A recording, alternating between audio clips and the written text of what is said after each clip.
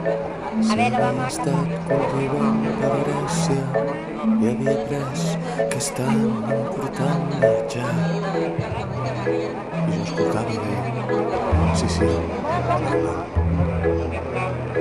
somava que acumulava grans riqueses. Vaig dir, caram, en aquest cas vull, sisplau, la cervesa i posi'ns el bicart.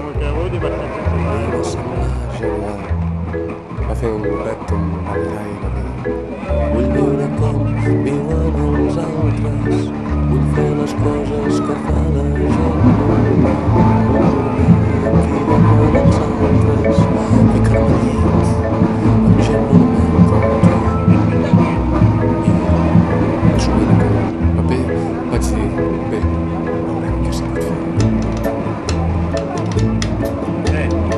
Vaig passejar-la pel mercat del barri, em va semblar un escenari adequat.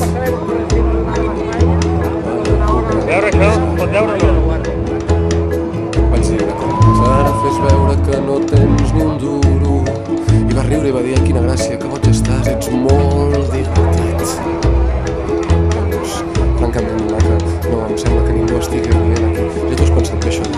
Viure com ho fan els altres, veure les coses que veu la gent normal, dormir amb qui dormen els altres, ficar-te al llit amb gent normal com jo. Però ella no entenia res i m'agafava del bracet.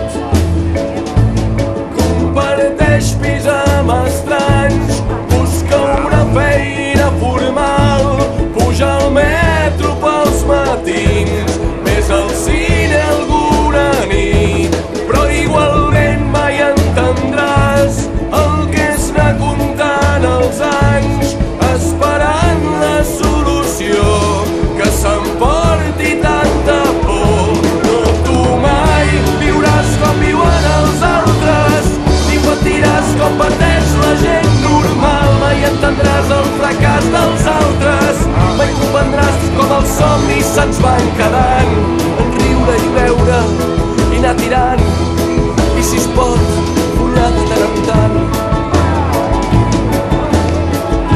Ei, una foto!